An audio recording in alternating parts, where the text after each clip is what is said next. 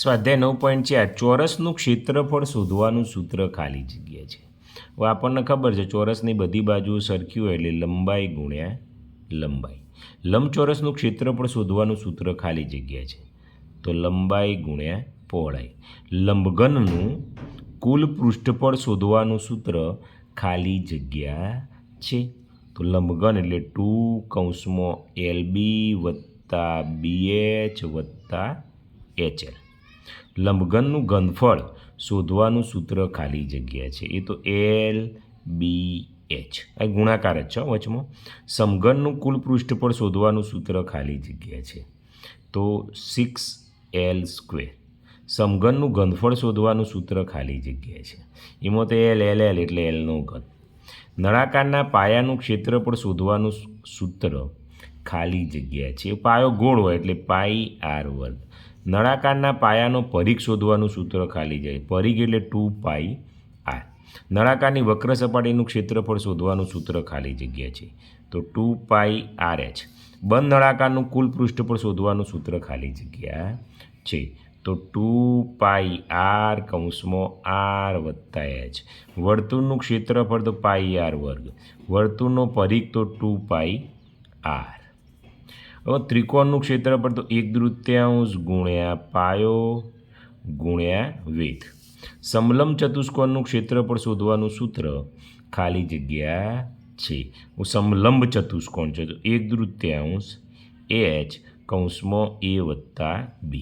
સમબાજુ ચતુષ્કોણનું ક્ષેત્રફળ શોધવાનું સૂત્ર ખાલી જગ્યા છે તો 1/3 d1 અને d2 એ બે વિકર્ણો છે. ઓકે, એ શોર્ટમાં આવ્યું સૂત્ર યાદ રાખવાનું, પેલું મોટું છે. હવે એક ચોરસની બાજુની લંબાઈ 6 સેન્ટીમીટર છે તો ક્ષેત્રફળ છાયો 36 બરાબર. એક લંબચોરસની લંબાઈ 10 અને પહોળાઈ 10 88.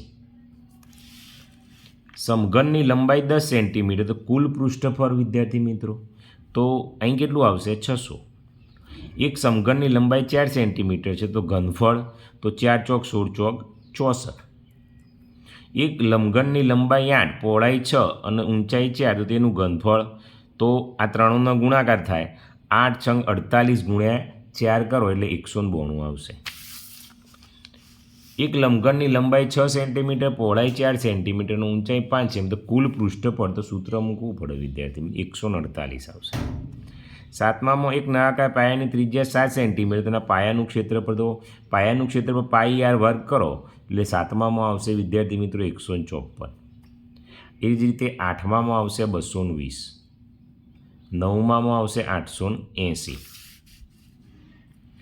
દસમામાં આવશે વિદ્યાર્થી મિત્રો એ ગણશો એટલે 616 આવશે. 11મામાં આવશે 44 અને 12મામાં આવશે 80. ઓકે, એક ચોરસનું ક્ષેત્રફળ 100 સેન્ટીમીટર તો બાજુની લંબાઈ તો 10 થઈ ગયા. 10 ગુણ્યા 10 કરો એટલે 100. એક લંબચોરસની લંબાઈ 8 અને ક્ષેત્રફળ આપેલું છે તો 8 છંગ 48 એટલે 6 આવશે. એક સમઘનનું કુલ પૃષ્ઠફળ આપ્યું છે તો બાજુની લંબાઈ શોધવી હોય વિદ્યાર્થી મિત્રો તો 5 આવે. ચોથામાં તમે જોશો તો 8 આવશે. ઓકે,